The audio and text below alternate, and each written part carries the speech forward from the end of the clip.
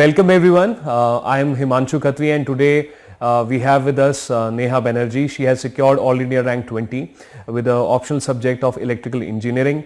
She has a very good academic background and two important aspects about Neha which really impressed me. First point is that she is able to clear the exam in the first attempt with such a good rank. So which is a great achievement. Many congratulations Neha for that.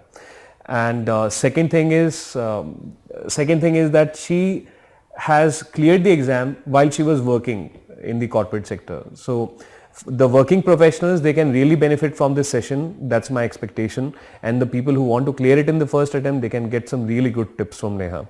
Right. So without much delay, let me request Neha to please introduce yourself to the viewers, please. So, hi everyone, my name is Neha Banerjee. I have done my graduation in electrical engineering from IIT Kharagpur. I have graduated in 2018. Since then, I had been working with Adobe Systems as a software engineer, and I left my job around January 2020. That is just 15 days before the interview, and then so this has been my UPSC journey. And before that, I have been born and brought up in Kolkata, in the city of Kolkata. This is briefly about it. Okay. So Neha, you mentioned a couple of things there. So please tell me this thing. You come from a very good academic background. So did IIT play any role in your selection? Yes, sir. IIT definitely played a role. Like if I speak academically, then my optional subject was also electrical engineering. So the Okay. base of that subject was definitely done in IIT only, and I owe my professors. And if in fact I did not go for any conventional coaching or any test series etc. for my optional. So definitely Okay. IIT played a role there. Apart from that, like I remember there is an ethics paper, and so I in IITs we are allowed to choose electives during our coursework. So I chose ethics as one of them. When I chose that, I did not have any idea about UPSC, but gradually that came as a coincidence. I also took economics as one of my electives.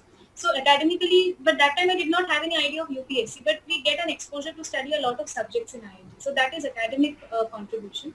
Apart from that, non-academically also IIT contributed in I think because actually in IIT we are accustomed to the semester system where we have to study a lot of subjects in a short time span within 4 to 5 months, and then we have our end semester exams also have that 3 hours writing paper.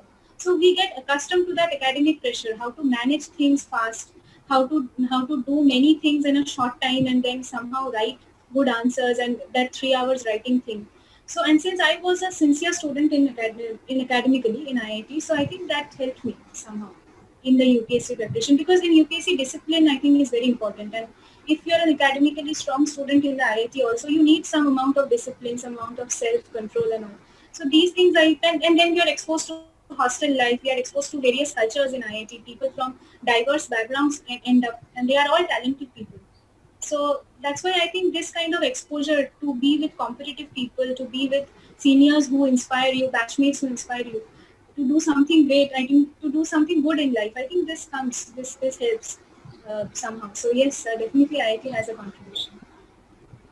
One thing I'm pretty sure, you must be very disciplined because like I have picked up one thing from your answer. You're saying that you were not aware about UPSC. You are saying somewhat to the point that what I can infer that UPSC was not on your radar when you were in college, and still you are able to clear it in the first attempt. This is not right. This is a big thing for rest of the aspirants. Okay, I mean many of the aspirants, they struggle so much, and here we have in front of us Neha, who does not even know much about UPSC. It's not on her radar, and she is able to clear it in first attempt. So, like, when did you exactly think about UPSC? Yes, sir. So I thought about UPSC in my final semester. Like Okay. in my actually in a, like by the time when we are in IIT, we get exposed to various internship opportunities, internship in coding companies and finance companies. So this kind of exposure, this helps us to eliminate as to what we want out of our careers and what not. And somehow when I was doing an internship with a software company in third year, I somehow felt that maybe corporate may not be the correct thing for me to do. And so I had only two options, Okay. either academics or do something else. Now what this I wanted to do something which will impact the lives of people, which will impact a huge number of lives. That was my only aim. But what is that, I did not know. So I found out that that is somehow not possible via a corporate job. So then gradually I searched and came across YouTube videos and all, and I landed upon this UPSC thing. So I decided to give UPSC a shot around March 2018. That is the fag end of my last semester in college. So yes, that was the time when I decided that probably UPSC is my area. And somehow I felt that connectedness to this exam because even before class 10, I was very interested in studying humanities. Like I was a science student, so I had to leave that after class 10. But before that, I was very interested in humanities, in history, geography, and social sciences, and all.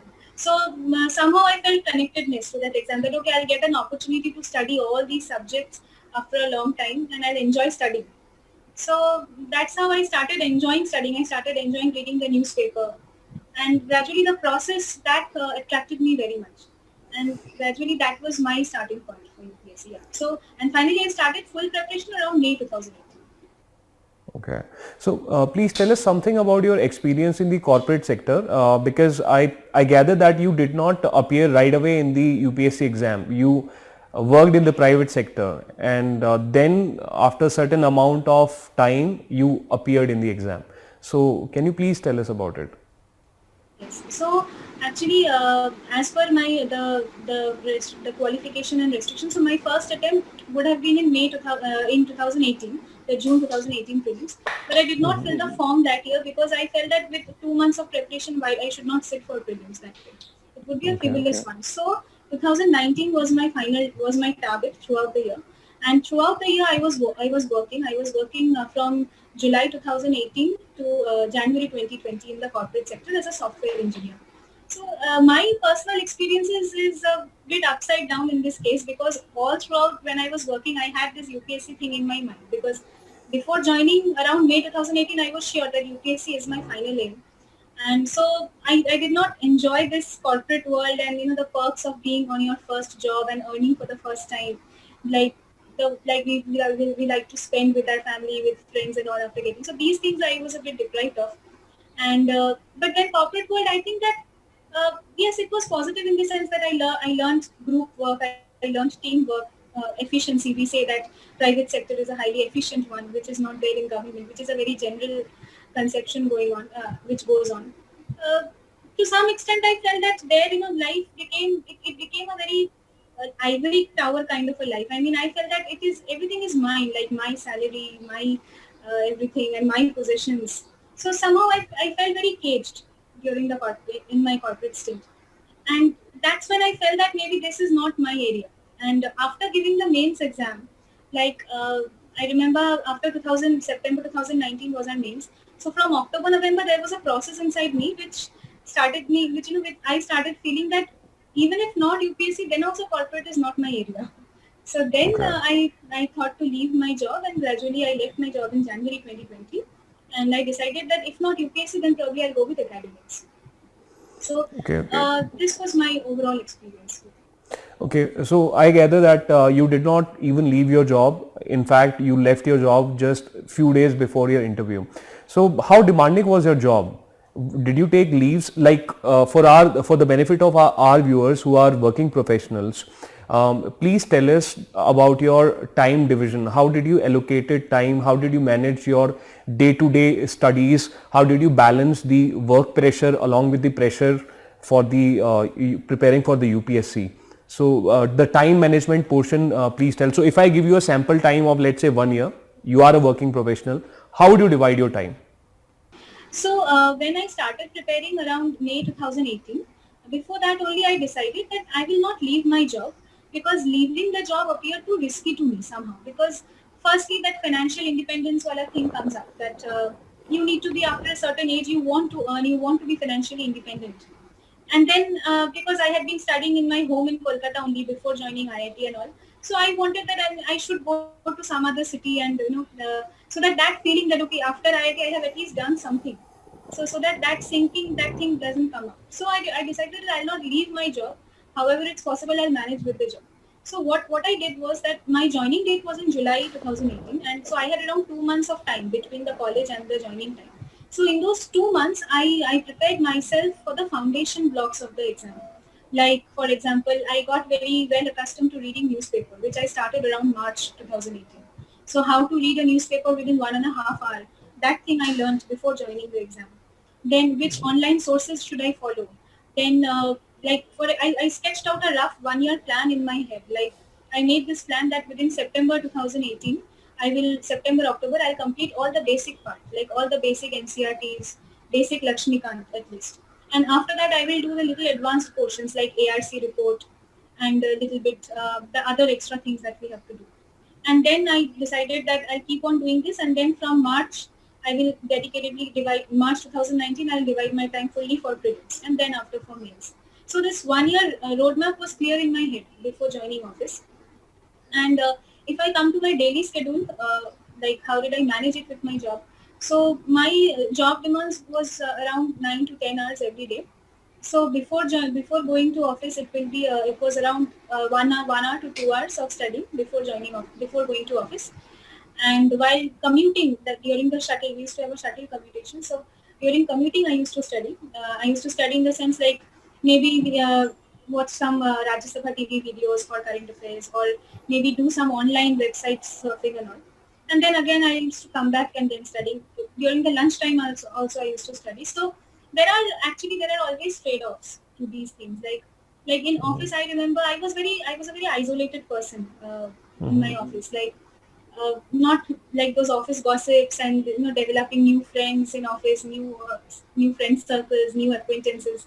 That was not there. So I was very isolated, and I did not share my aspirations with anyone around me. So I used to live with my mother in Noida, and only she knew that I am preparing for UPSC. Apart from that, no other person knew that I am into this. So when you don't share your things, when you don't do the drum beating, I think you don't have that external pressure on you that you have to perform. So whatever little I used to do, whatever syllabus I used to complete on my own, I used to be content with it. And like making small steps, I think I moved ahead.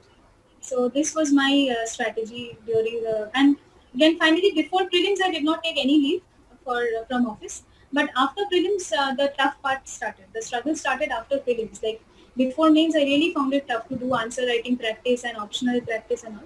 So I took 2 months of leave before unpaid leave before mains.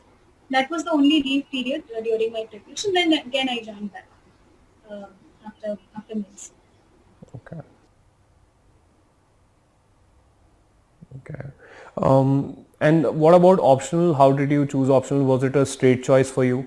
And what should be the parameters which should be kept in mind by the aspirants, that whether to go for an optional which is from their undergraduation, or whether to go towards something else? Because you also had interest in the humanities, so you could have easily gone for any humanities subject. So how did you resolve that dilemma? Yes, yes. So actually, optional, I think it's a very important decision. I think in this entire game of UPSC, deciding your optional is a very important step.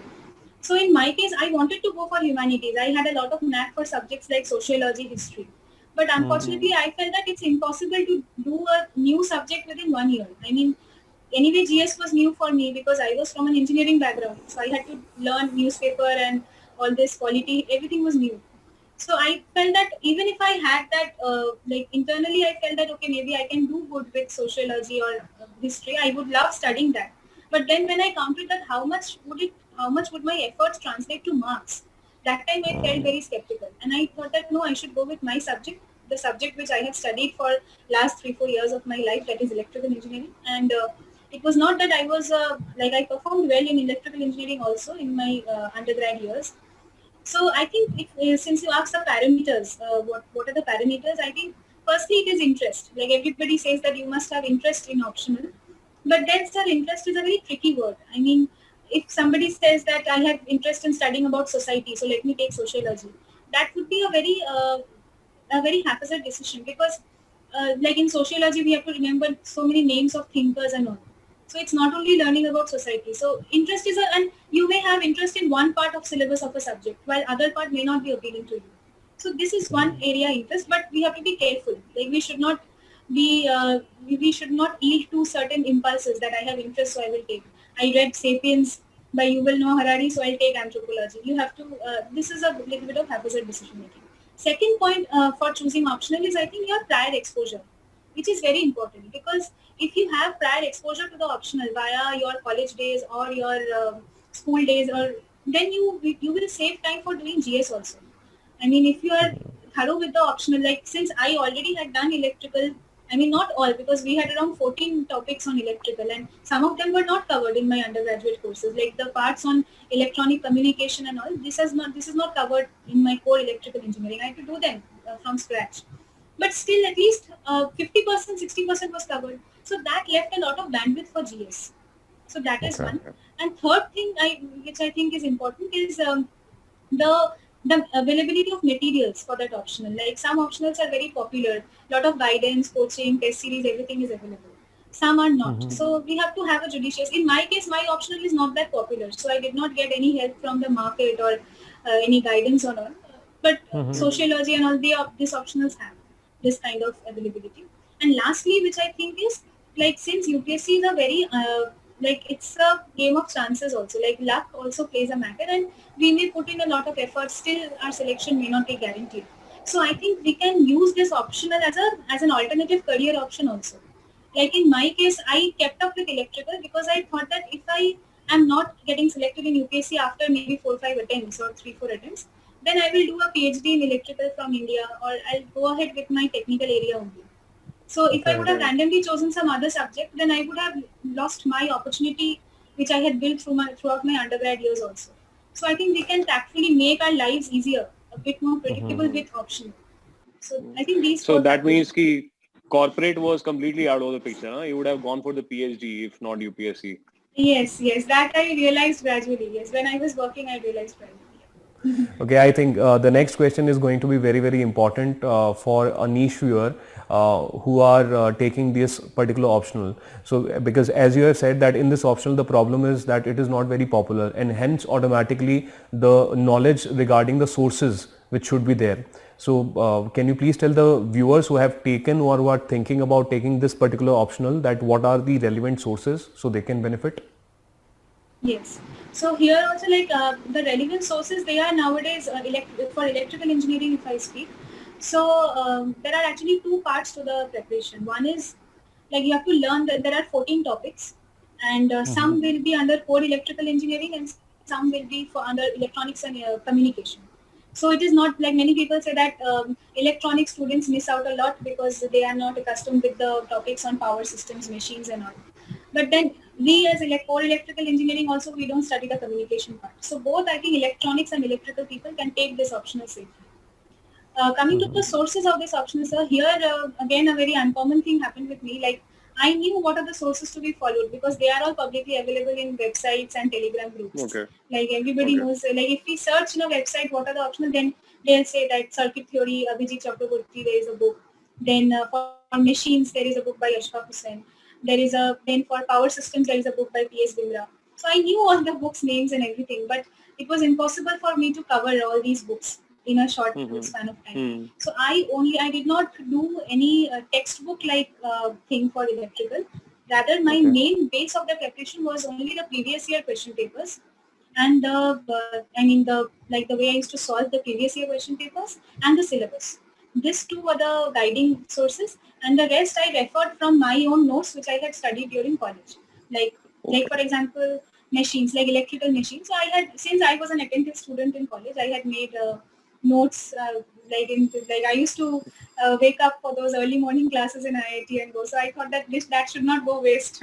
So I used those, and so that I studied, and for subjects which I did not know, like let's say digital communication. So for there also there are books by Simon Hickings and all, but I thought that those books are too bulky. There are 600, 700 pages books, and you have to read them, then make formulas. So that much time was not there. So I referred to random YouTube channels only for those, Okay. and some books I referred like for EM theory, electromagnetic theory. I remember there is a book. So that book I referred, but which are very standard. But apart from that, mostly I managed it somehow, extrapolating it from my college sources only and the previous year papers. That was very Okay. And well, of course, what better than IIT education on that, especially, for a student who is studious. I'm pretty sure that you were a minority. in being attentive in the class. How much your CGPAs also must be very great, definitely. Yes, it was around 9.3 when I graduated. Yeah. That's very good. Well, congratulations on that, because I also graduated from IIT. I was a 5 point someone, so I envy you like anything. Anyways, so yeah, so you did not join any test series, but did you write tests? Because you mentioned that the previous year question paper. So although you did not join any test series, as I recollect from your previous answer, but you made yourself to sit down and for, let's say, fixed time period simulating the examination process. Did you do that? I did that with one previous year question paper. I think I took the 2017 question paper and I simulated that. Like I wanted to solve it in real time 3 hours. I did that, but again, I had already been exposed to those questions when I was practicing from the previous year paper, so it was of not much use. I really wanted to give like test series for electrical, but again, not much time was there because I prepared mostly in that 2 months period for like dedicated preparation for UPSC level electrical. But then, so Okay. I honestly request the viewers who will be giving this optional that practice is very important in electrical engineering. And when I was giving the exam, I felt that I don't know, the marks is not out yet. I don't know how I might have performed in electrical, but Mhm. I think that I could have done much better. Like after giving the exam, I was very skeptical about my electrical scores. I could have done much better, I feel, if I had practiced more. So many questions were there which were known to me somehow. It was coming up in my head, but I could not write because of lack of practice. Some questions were there which had been taught in my third year. Like some professor had taught that, but I forgot because I did not get time to recollect those and all. So I won't say that my optional preparation was done very nicely, frankly speaking. But somehow Okay. I managed. But I think I could have done much better. In fact, when I was planning for the second attempt, I started reading all those standard books and all. Mhm. And probably I could have done much better if I had to give a second attempt in electrical. So, so you're saying that joining a test series for the optional is very, very important, especially when you have Not to write those joining, subjective not answers. yeah, not exactly joining a test series. You can also do the previous year engineering service questions. That also But you then can make make, but yourself follow, huh, simulate that process. Make yes, yourself exactly. go through that writing process and all of that. Yes, I mean simulate that real time exam. Take any previous year question paper which you have not seen earlier, and Hmm. simulate that environment. That is important, and Okay. practice is important. Okay, so I'm intrigued about another aspect, since your journey has been pretty fantabulous. Was there any guidance? Was there any like, did you take guidance from any selected candidate or anyone? Or No, actually, I do not. I personally do not know any selected candidates. I did not know any selected candidates before the exam, neither in my family, nor in my neighborhood, nor in my friend circle or group. So this was completely my decision to take this exam, and uh, Okay. and I did not convey my decision to others also. Like that, I'm giving this Okay. exam. In fact, there are many friends who knew about my UPSC plan right on the day of my result. So that I so hope they continue to be your friends. yes, so And hopefully they are. yeah, So they are, of yes, course. so yeah, so So I kept a low profile in this case. So I did not run after any guidance, but yes, I referred to a lot of YouTube videos, lot of websites, and like I remember previous year toppers answer copies, and I think they are enough for guiding you nowadays. You don't need exactly a personal. I mean, if you like actually, sir, I would say that my mode of studying from right from the beginning only it has been this like even before my Mhm. in my 10th and during my 12th, I was not very comfortable with the traditional coaching approach, like where Mhm. somebody will teach you. And in fact, so when I used to take coaching, I used to perform badly in 12th, in 11th, 12th, in class 10th. So my approach is only like that. But if somebody is Mhm. not, there are many students who perform very well after taking coaching. So they should go. So Mhm. there is no USP here that there is no, one size fits all approach that whether you should go. yeah, If it helps you, then actually, it's good. actually every student has a different learning style. That's why we have different favorite books. So a person might feel that this book is best because that is the style in which the author is teaching that. Whereas Exactly. another person might some other book to be more, he might be or she might be more receptive to another form of teaching. Another Our form. memory, yeah, so I've studied a bit of psychology. So my option was also psychology. So there they talk about different learning styles, different ways in which Right. we organize information, right? So yes, I totally agree with you on that point. Just one fact check. Did your friends come to know about your IIT preparation on the day of the result of IIT? No, no. No, okay. No, So that this, was not the case. so you became cautious only for the UPSC. Yeah, Okay, yeah. good. ठीक है. Right. So the next portion I'm going to talk to you about is about prelims preparation, right? So in the prelims part, what was your strategy? Because clearing prelims in the first attempt itself is an achievement. So given the time constraint, especially from the perspective of a working professional, what was your strategy for prelims preparation? So prelims preparation, like there are two limbs to prelims preparation. One is the thing which you have to revise. Like throughout the year, you have learned something, and like you have to revise those. You have to like consolidate all those learnings. So though we say that give only that 2 3 months, 2 to 2.5 months of preparation time exclusively for prelims, but it's not that we prepare only for 2.5 months. I mean, before that also we have to do all the basics. Like I covered all the basics of history, geography, polity, everything was there, but that was from a combined approach. But now I focused only on the prelim specific approach. So for example, let's say if I'm revising Lakshmikant, then when we do in a combined way, we don't exactly take note of very important points like whether the CIC is eligible for reappointment or not. But for prelims, we have to have these factors ready. So approaching every subject from completely prelims point of view, those fact-based, minute things. And another limb is uh, like the test writing part. So test writing part is also important. So that since I was working, so what I used to do was that I used to give those online tests in my office only. Like let's say when there used to be time like after post lunch or maybe while commuting, that takes around half an hour. Those online giving a test online, and the analysis part, which takes more time, which takes at least 1.5 hour for every test. I think 1 hour to 1.5 hour for analysis part. That I used to do at home after coming back from office. And analysis part, I remember while giving the test, I used to write down the important learnings from that test on a separate sheet of paper. I maintained a separate notebook for that. So that's the way how I revised as well as kept on updating my prelims. And one more important fact about prelims is the presence of mind. Like prelims is not only about studying, it is also about decision making and presence of mind in the exam. So there will be many questions. Like I remember when I actually went for the actual exam of prelims, I think 50% of the questions were not known to me directly, at least.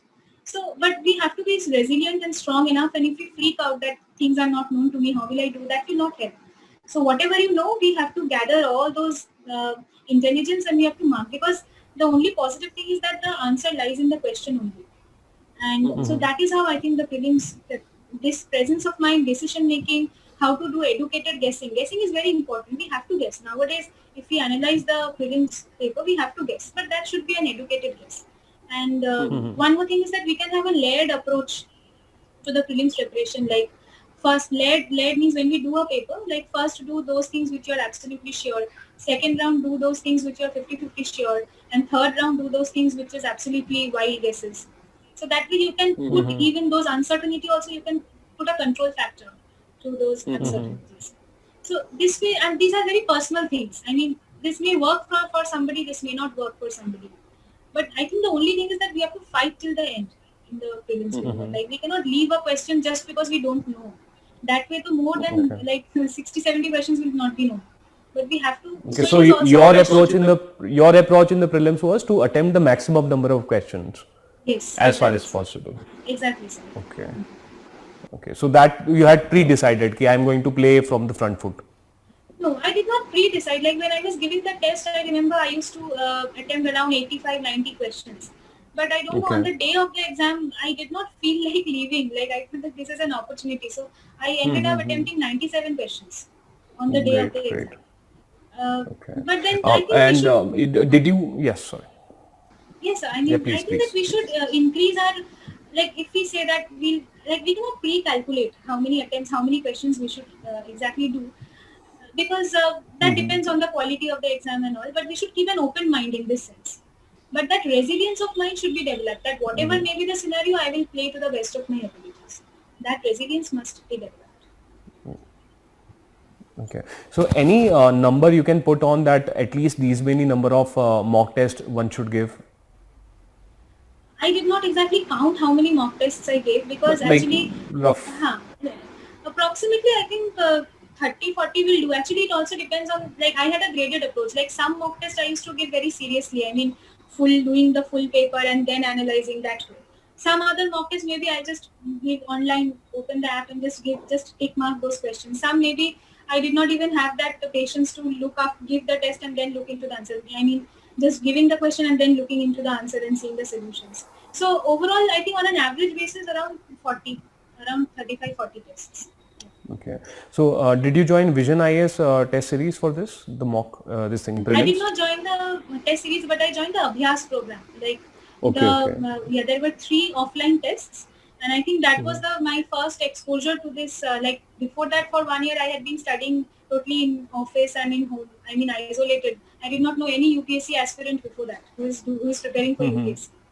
But then on the day of the vision, so I just wanted to get that physical exposure, and I think that is important, because online test series, it's okay, but final exam is not online, and I think it's a different game when we are giving it in an offline basis. So I think at least 2-3 papers we should give offline, like OMR sheet markings and all those, like giving that exam among a group of people. So that I did with the Abhyas test. Okay. One small question. I'd like to bring you back to your introduction. That is your first part of your answer. So a little bit of more clarity on.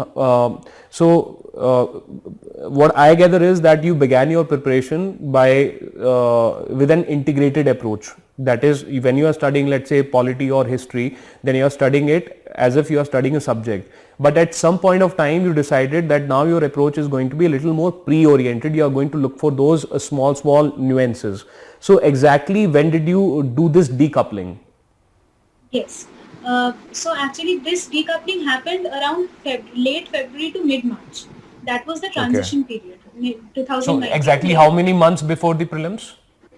2.5 months. Yeah, around 2.5 months. Okay. So that was the time of transition. Okay. And any prelim specific sources, are you of the view that there are separate sources for prelims, like this book for prelims for, let's say, history, and that book for mains for history? Is it that kind of a categorization? Not exactly. I mean, mostly it is combined, but then there are some books which are redundant for prelims. Like for example, in history, books like Bipin Chandra or Shekhar Bandyopadhyay, they are not needed for prelims. But nowadays, so that also cannot be said, because even prelims also some questions are there which are analytical. So if you are developing the main style analytical mind, I think it helps you in eliminating options in prelims also. So I think the best way is to do a completely, that combined mode of preparation with integrated. Yes, integrated preparation with mains towards mains, and then those prelim specific things from the same sources 2.5 months before the exam. Okay, that's very valuable, because usually students they feel कि अच्छा अभी मैं prelims की तैयारी कर रहा हूँ, अभी मैं mains की तैयारी कर रहा हूँ. So I'm like, you are basically preparing a subject. So that's a very good strategy that you prepare with the integrated approach. But उससे 3 महीना पहले, 3 months before, you decouple and you orient yourself towards prelims. So that's yes, actually. I mean the approach changes. Like if you are studying spectrum in history, so then we have to look into the summary at the end of the chapter and take out important factoids for prelims. But that is not required for mains. But for prelims it is required. So the same sources, but way of viewing changes. Exactly, the perspective. Okay. The next part that I'm going to talk to you about is the GS papers. I'm going to categorize it. Ethics I'm going to keep separate, because you yourself mentioned that you had a orientation towards ethic in your IIT days. So first let us talk about the GS 123. What was your preparation strategy for GS 123, especially for a first attempter? Because we are not going to do a PhD in the thing. Our focus is that, okay, in the first attempt, kitna padna hai, how much to read, from how many sources to read, and so like मतलब मैं ये चाहूँगा कि आपके answer से ये पता चले that अगर मुझे first, if I have to clear it in first attempt, then what should be my approach in the GS 123, especially when you are a working professional, because then the time available further goes down. So in that sense, please. Correct. Yes, sir. So actually, sir, like since I had a subject-wise integrated preparation, so I laid more emphasis on the topics, on the subject like history, geography, because I felt that if I don't know the subject only nicely, then content won't be that of a superior quality in the answers and all. So that's why I think content-based approach, subject-based approach for GS 123, and I think the interlinking between the GS 123 papers, that only comes when we go through the syllabus again and again. So for example, I remember when I used to do current affairs, I used to link the current affairs with the GS topics. Like for example, if there is any news on RBI's bi-monthly policy, then I made it a point that I will note it down somewhere. I made some folders in my laptop, in my phone and laptop for current affairs. You can do it in a physical copy also. So make separate copies for GS papers, subjects, and link current affairs. So that way you have to be updated with the interlinking between the syllabus. Like GS3 geography is related to GS1 geography is related to GS3 disaster management. Then GS1 society is related to GS2 vulnerable sections, poverty, hunger of GS2 paper. Then internal security of GS3 is also a little bit linked to international relations of GS2. So this kind of analysis one must do. So once we complete now, sir, in when we tackle this entire GS world, there are again two layers to it. First layer is something which we have to do. If we don't do that, then UPSC clear होगा नहीं. मतलब ये हो ही नहीं, UPSC clear हो ही नहीं सकता अगर इतना नहीं किया. So that kind of clarity, there are some books like Lakshmikant, like some NCRTs, like some Spectrum. So this we know straight cut that if we don't do these books nicely, there is no chance of our selection. So why play with them? So first complete them. Like then that will be you will be a bit stress free after you complete those books, revise, and then you have to just keep revising them. And then there are some things which we do to embellish our answers and embellish our preparation, like Niti Aayog 3-year report, then ARC report, all these things. Then there are monthly current affair documents. I followed the Vision IS monthly current affair documents. So those are also a lot of extra factoids are given. So we can note down those factoids again on a topic-wise basis, because like we can separate out that okay, this information in this magazine is relevant for GS3. If I write an answer in GS3 here, I will include this. So this mental mapping is required when we do GS. So first complete the basics, then keep on whatever extra information you get, you have to link it with the syllabus, and always do anything which you can link with the syllabus. Like nowadays, a lot of I find a lot of current affair and like topic-based current affairs that okay, this person has spoken this, what is its importance? But question is that are you able to relate it to any paper of your GS? If that relation is not happening, then there is no point in remembering. You're just putting a burden on yourself. So I think Exactly. GS is all about learning. You have to learn new things because in nowadays syllabus has not changed since the last 8 to 9 years. And 7-8 years. So we have to do something extra. If somebody says that only by reading NCRTs I cleared the exam, I don't think that can be true. We have to put our extra. Like I remember when I used to like in Indian Express newspaper, there are some quotes on the first editorial page. There are some quotes. Those are very innovative. So we can note down those quotes to embellish our GS answers. We can follow some YouTube channels like School of Life to embellish our GS. That can be for ethics, but for GS also we can use quotes to some extent.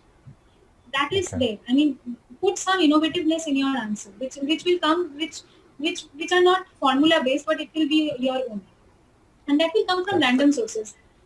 Yes, I mean newspaper, magazines, current affair magazines, anything, but keep your sources limited, which everybody knows. Basic limited sources and consolidating, like उतना ही पढ़ो जितना याद हो पाए और जितना आप exam तक ले जा पाओ. मतलब एग्जाम तक अगर नहीं ले जा पाए तो पढ़ने की भी कोई फायदा नहीं. This is the strategy for GS. Okay. So from your answer, I picked up a couple of things. One thing you mentioned a lot, that is your grip on the basics should be good. So that brings me to the importance of the NCRT. So according to you, how important are the NCRTs? And second, like kitna NCRT padhe? Some people say that read NCRT from class 6 to class 12th. So like what's your view, which are the NCRTs which according to you they actually add value to the students' preparation, and what is the importance of the NCRT?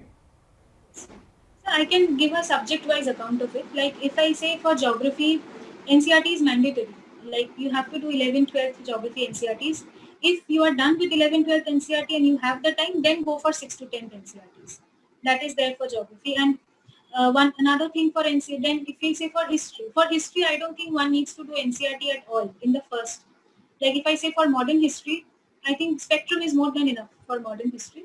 And after you do spectrum, if you have the time and the bandwidth left, like I remember I completed the basic sources around November, December 2018, and in the month of January I had little bit of time left. So that time I did the history NCRTs like 6, 7.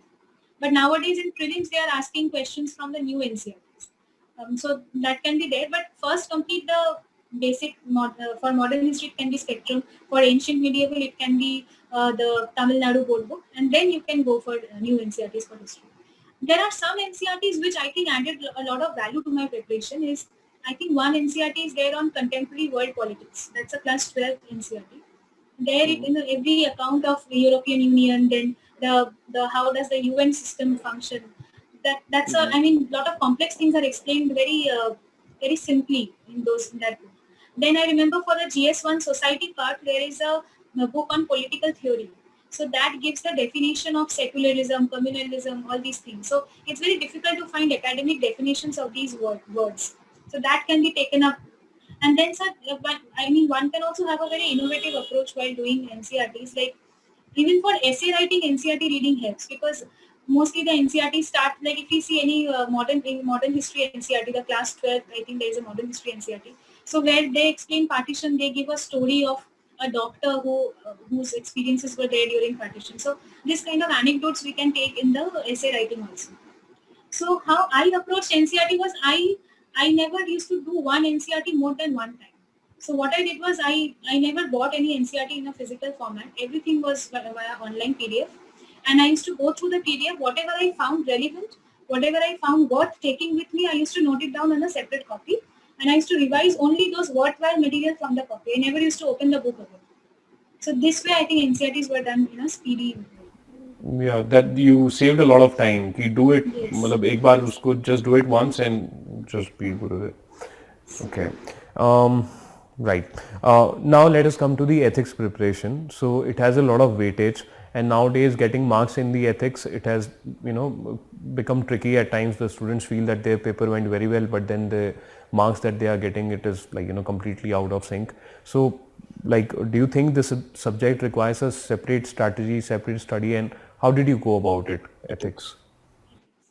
So, sir, actually, the course that I had been exposed to in IIT Kharagpur regarding ethics, so that gave me an idea of the basic terms and terminologies used in ethics, like deontological ethics, what is consequentialism, what is utilitarianism, only this.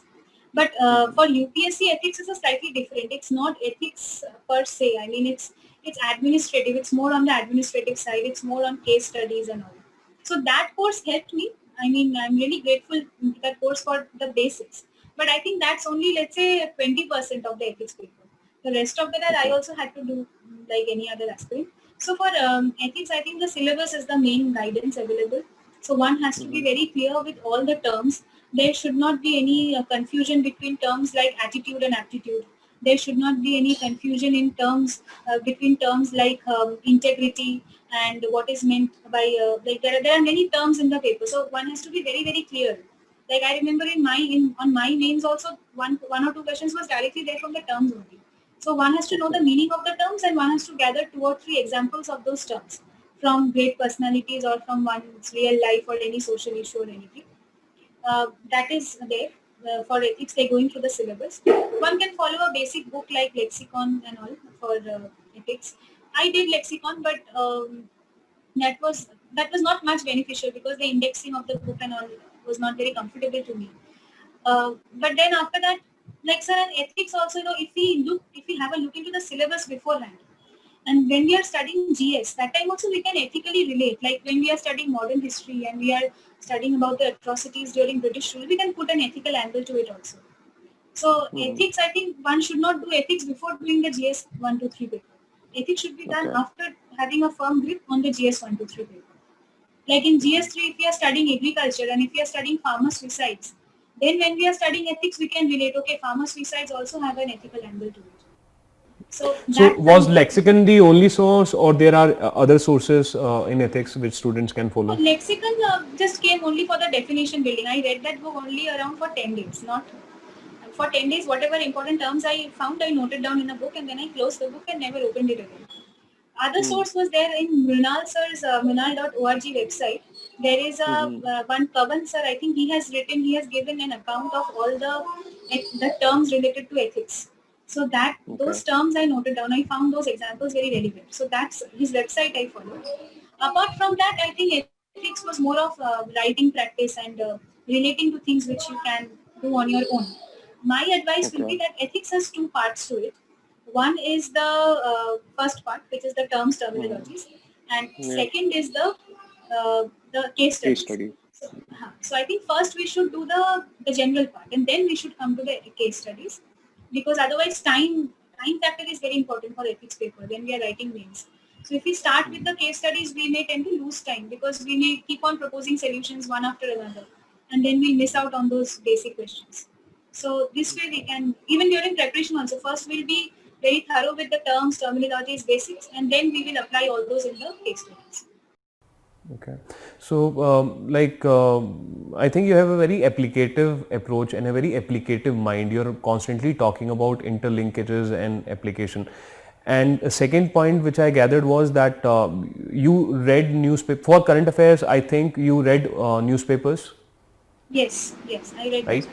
So basically, I would like to know two things. Well, first of all, personally, I would like to know how could you complete a newspaper when you depended on newspaper for current affairs completely, right? If that No, N not plus T completely.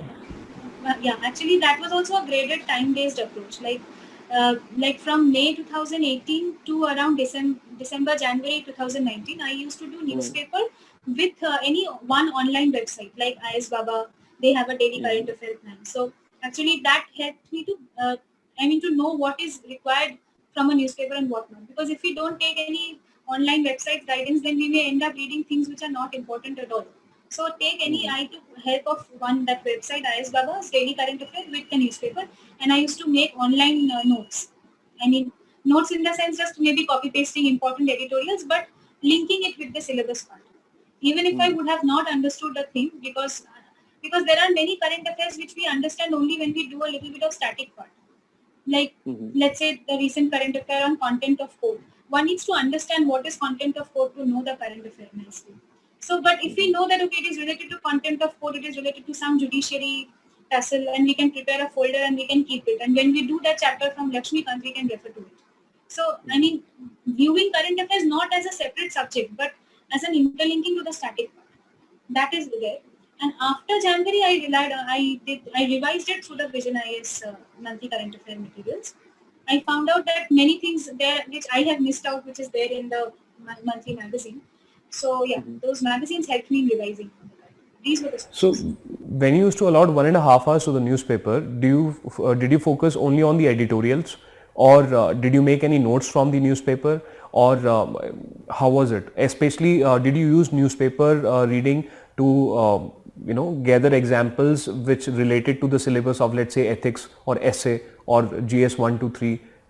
Did you do that? So actually, sir, newspaper reading is like an endless tank. I mean, one can give 5 hours, 4 hours, whatever. So it's never complete. So that's why I believe that it's very important that we limit our time for newspaper reading. So in my case, when in the time from May to July 2018, when I was not in office, that time I used to give dedicated 1.5 hour to 2 hours for newspaper reading. But after I joined office, especially in the month of July, August, I found it very difficult to do daily newspaper reading. So I tried my best. Some days I do, like remember, during on Mondays and Tuesdays, energy used to be very high, the starting of the week. So I used to do newspaper on that day. But after Wednesday, I used to miss out. Like it was just not possible to go to office, read the newspaper, again come back and study. So what I used to do was on the weekend, I used to sit with 4 or 5 newspapers of the entire week through the weekend. And whatever throughout the week's news I used to cover from the newspaper and the online website and link them and make online notes as to the best of my abilities. I mean, let's say if there is a very catchy, like I remember in 2018, it was the 200th anniversary of Karl Marx. So somehow I found that news very catchy and I thought that I can use it for essay somehow. So I copy pasted the link. So as much as it is possible, quote gathering, essay, anything very flary, anything you like to read, you can always document that for further reference. And I think you can only do that when you have a strong grip on the syllabus, because if you have these 7 days of newspaper, how to filter that, okay, this particular news item I am going to read, this particular news item I am not going to read. So unless you have a good grip over the syllabus, you will not be able to do that. Exactly. Syllabus grip is very important. Okay. Another important paper is the essay paper. So, do you think that what is important in the essay? Is it the command over the English language that is important, or how to like go about it? Because many people, they go about and they keep on storing these poetic lines. It works for some of them, some of the toppers. Some of the other toppers say that no, that is not the case. So what is your approach to essay? What will be your suggestions for essay? I think that essay is a very like it's like an open field which UPSC has given to us. Like one has a lot of potential and a lot of scope to express oneself on that 10 pages of essay writing. So we can like we have the liberty to write the way we want and to write what we want. So my approach was that I was not very comfortable in writing poems. Like it did not come naturally to me. Like writing poems on my own, and remembering somebody else's poem was too difficult a task for me. So that did not come naturally to me. Even I also learned from somewhere that one can start with a quote. But then again, starting with a quote also, I found, because if we start with a quote, we have to use the exact words. So I did not start with a quote. That also was not appealing to me. And so what I did was actually for essay writing, my complete preparation for essay writing was after prelims only. Before prelims, I know that okay, there is an essay paper which asks us to write essay on random topics. It can be somehow I used to gather quotes and I used to study the syllabus and all, but that was on a very minimal basis. But the main thing happened after prelims, and after prelims, I thought that maybe I'll write. There was after every 10 days I'll write an essay and all. I made out a plan like this, but it never worked. So ultimately, it so happened that even on the month of August, September was our exam, and on the month of August, I did not write a single essay till then. But then what I did was that, like anyway, not much option is left now. So I prepared some quotes of online quotes of famous personalities like Martin Luther King, Mother Teresa, Rabindranath Tagore and all. And actually, when I analyzed the past year papers, I found out that there are some basic sentiments to essay writing. Like there will be one essay on science, technology, some other essay on some social issue, some other essay on philosophical issue. So on every mood and every sentiment, I tried to gather one realistic example or quote or a famous personality. So I prepared this kind of thing. And as far as the writing is concerned, in the month of August only, I wrote around 4 to 5 essays from previous year question papers and from online whatever we get. But nobody to evaluate again. But I think for essay, my approach was that first is the dimensions. Like I can give with the essay which I wrote on the actual paper. Like one essay was on the AI. I wrote the essay on artificial intelligence. So there again, like the essay was whether AI is useful for jobs or will it cause joblessness. So what I did was that I started the essay with a philosophical angle. Like I remember there was a philosopher named Nietzsche who had predicted that one day there will be a Superman, an Ubermark kind of an entity. Uberman. So Ubermark. Yeah, sorry. So whether AI is leading us to that kind of thing. So then, so this gives a little bit of a creative angle, and then I wrote all those things and put a lot of diverse like jobs. If somebody is saying that, and one more thing, sir, is writing on the topic. Like if I have prepared AI, I cannot just write an essay on AI because I've prepared it. What the topic asks is whether AI will create jobs or will it create joblessness. So I have to focus on that jobs thing. I cannot write on positives and negatives of AI. So Exactly. so sticking to the topic and writing your own way, but it should be logically concluded. Very important is that rationality must be there in essay. And as far as flowery English is concerned, I personally believe that yes, a good English definitely helps in essay writing. If you are able to give good English, it's very catchy, it catches the attention of the reader, it's good, but only using good English without content, that will not help. So a balance of the two. And I mean, writing And one more thing is that one can use, since we have time for essay writing, like 1.5 hours for every essay. So I think at least 15 minutes of initial time should be given in sketching the essay. Otherwise, we'll think of something and we'll end up writing something. But no, I prepared a rough sketch in the first 10-15 minutes that what I will write. And then I wrote, like the basic skeleton to the essay. What will be the That's subheadings and all. that's important actually because मतलब, because otherwise what happens is that essay, since it is very long, so उससे क्या फायदा होता है, you can turn back the page and you know, okay, Yes. this is the next thing I need to write Yes. about. So that gives you the structure and the flow. The structure and coherence, that is very important. So, like one has to be very logical, rational, coherent. These are the three important factors. Okay. Next part which I want to talk about is answer writing. So what I want to know is that did you write your, first of all, what is the importance of answer writing according to you, right? And should there be daily answer writing or weekly answer writing, or there can be any structure? That's one point. That is the frequency and the importance. That's the first point.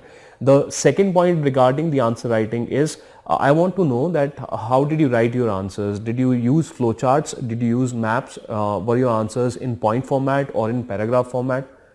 So on these lines, please. Yeah. Yes. So actually, if I share my experience with answer writing, I wanted to do answer writing from the previous year question papers around January 2019, January, February, after I completed the basics.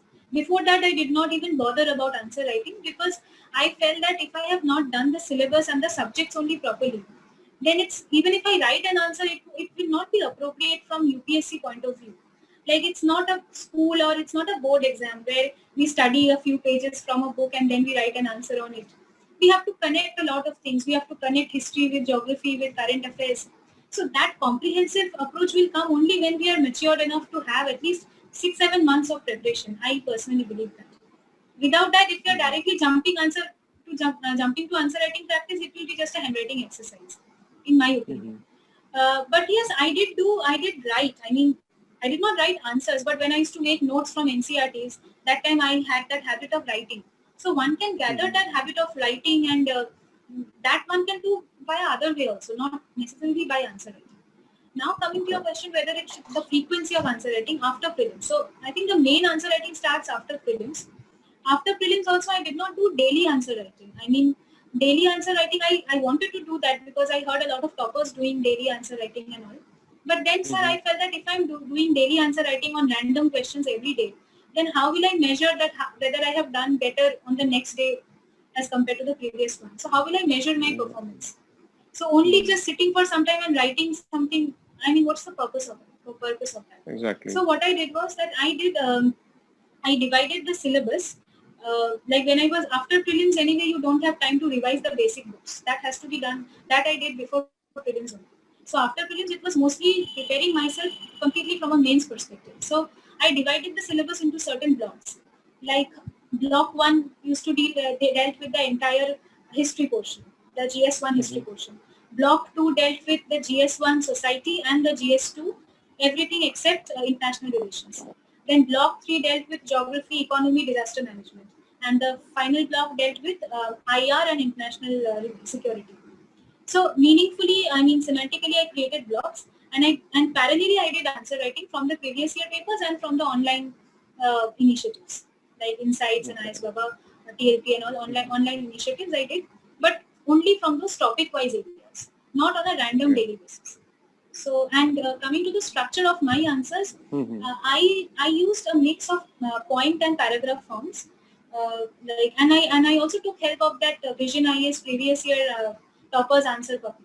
That also helped me a lot because because there was, again, I did not have any evaluator. So I learned that okay, if toppers are writing this way and getting good marks, then there must be some basis to that. So I kind of picked up from their habits.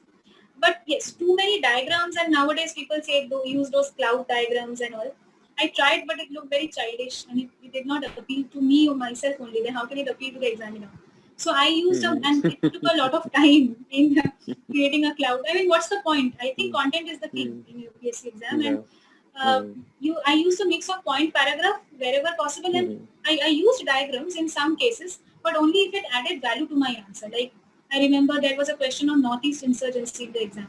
So there, instead of writing the situation of Northeast insurgency, I drew a map of Northeast and what are the exact problems of every state, like Meeti tribe conflict, Naga Kuki conflict, all those borderland, that I showed on a map instead of Okay. writing. But it's not that I'm writing and same thing I'm showing a diagram, not that kind of thing. So that So to was prevent my the repetition. Yes, exactly. Okay.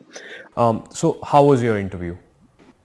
My interview. Okay. Yeah. So my interview went fine. Like I don't know, marks is still not out, but yeah, I think it was a very normal interview.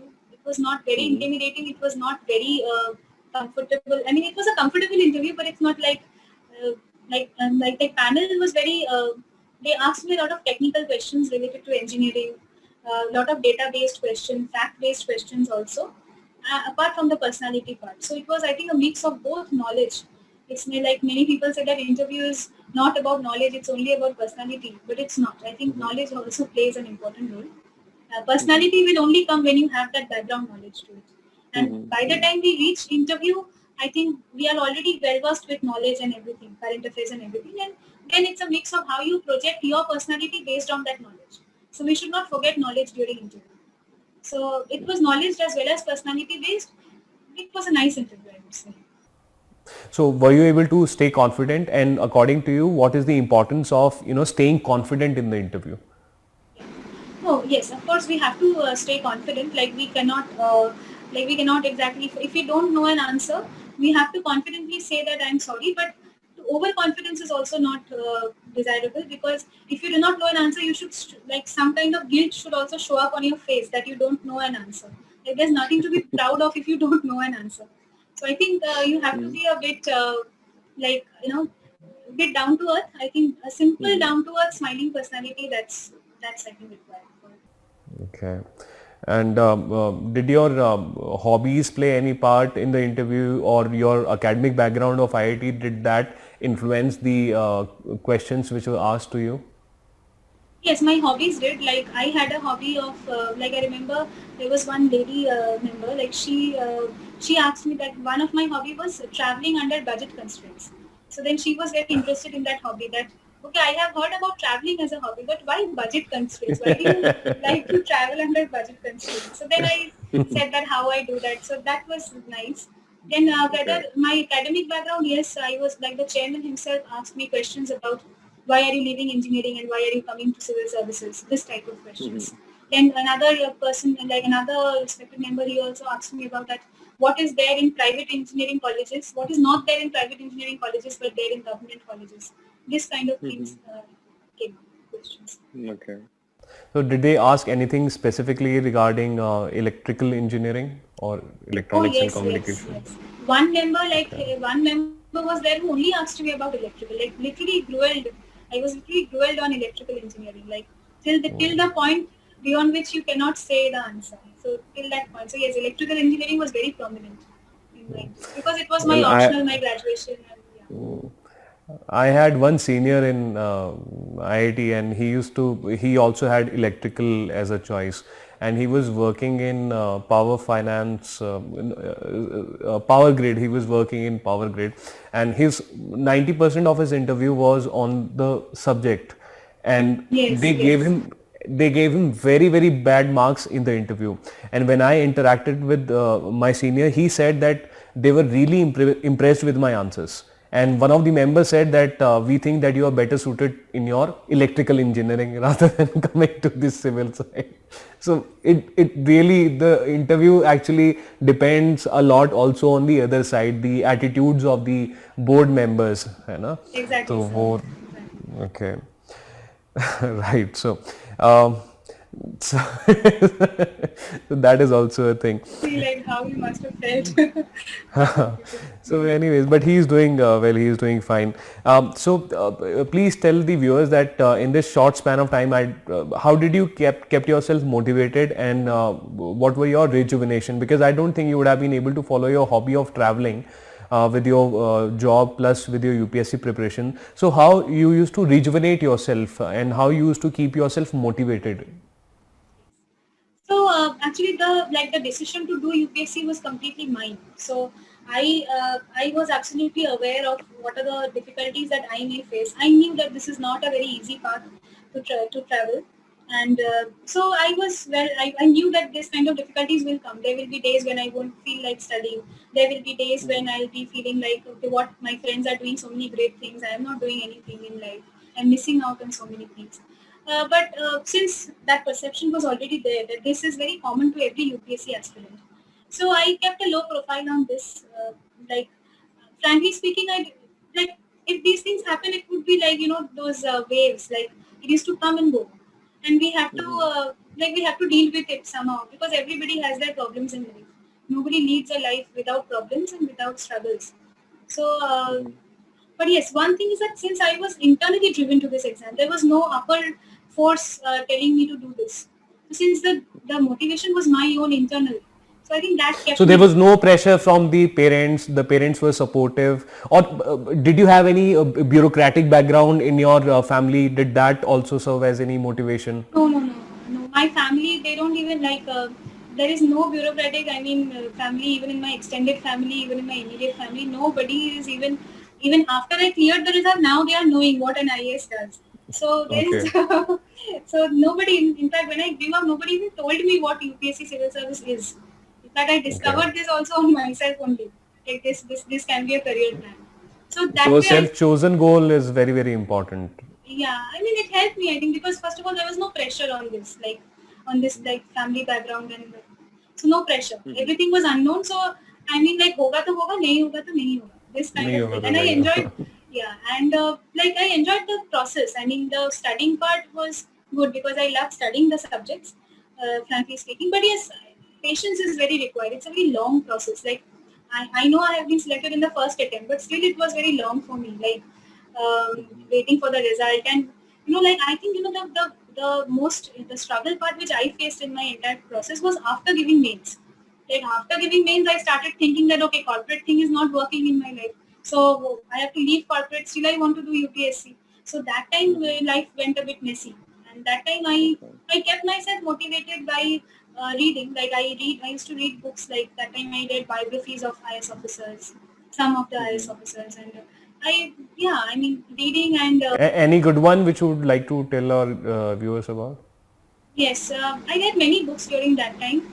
I felt there is a book by Insider View by Javed Chaudhry. Yeah, he's an IS officer. He has written down the memoirs of his IS. I read recently Not Just an Aspirant by Mr. Anil Swarup IS.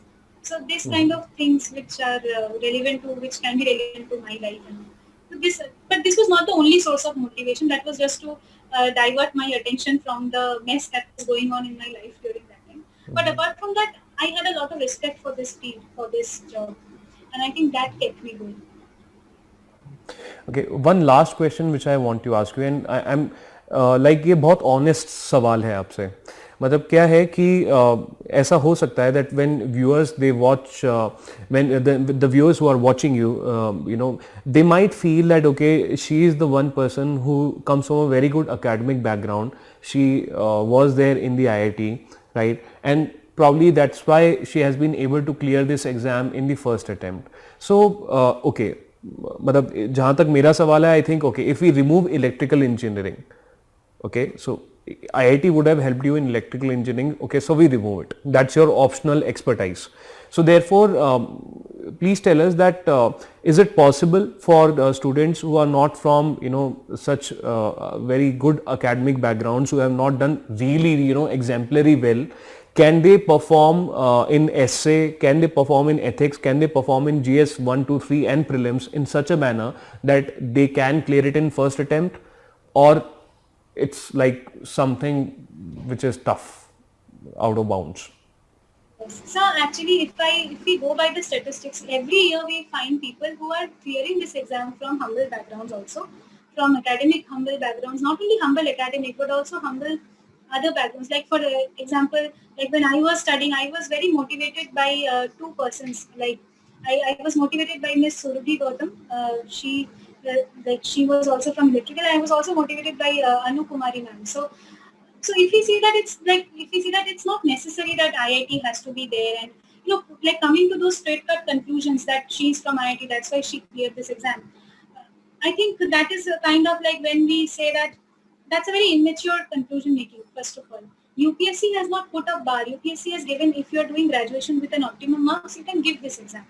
And if you are able to have that dedication, to have that, like you have to take up that pain. It's not that one can do it painlessly. And even for somebody who is from IIT background, one also has to study, has to read. Like in IIT, I am telling you my perspective. Since we are engineering students, no, we are absolutely not accustomed with the current affairs and political issues, social issues, and our university also does not have that kind of a mirror, like which is there in other universities in humanities background. They are already accustomed with that, and we used to feel very ashamed that we are citizens of India, still we don't know this, these kind of political social issues. So we have to do that, do those things from scratch. So if today we start saying that no, you are from humanities background, that's why you could do UPSC. So logically speaking, I think the odds are against IITians, against engineering students who are clearing this exam despite not being from a humanities background. And sir, this thing that whether any, this question I don't know, like I know that this is a very pertinent question nowadays, that IITians are getting selected in UPSC and there is a I mean, the question is that, see, what I can conclude is that when a person joins IIT, it's not that he or she joins the IIT from thin air. That person has to do a lot of hard work to get into IIT also. That is also an achievement which is based on academic merit. So one has to train oneself in discipline, being, and the same kind of attributes are required for UPSC also. So probably that creates a correlation, that why IITians are getting selected in UPSC. And now this kind of thing does not anyway mean that a person from other college cannot do this. Like we are seeing brilliant toppers every year who are from other backgrounds also. Why not take inspiration from them? If somebody is disturbed with this fact that IITians are getting selected, you have sources of inspiration from others. And the only point is that there is a syllabus to the exam, there is a requirement, there is a time span which is required for the exam. And one is, if one is mature enough to take those pains, to take, to have that internal drive. I think internal drive is very important. To have that internal drive that yes, I want to clear this exam, and I want to not only clear this exam, I have like this exam, I want to make it a part of my life. Like when I was studying, I made this exam a part of my life. And that time, sir, that pride or whatever you say, that idea of being an IITian, that completely vanished. I forgot only for during that my entire preparation time, I forgot that I was an IITian or anything. I felt myself at completely like any other as. Like I remember when I used to give that Abhyas test or that prelims test. So many competitors were sitting beside me, and I was even on the mains day also. So I was just like any other person. So it does not matter. UPSC does not give any extra facilities. It's only a matter of hard work. It's a matter of motivation, and of course, an inch of luck. I would say that. But apart from that, drawing conclusions this way, I think it's too immature.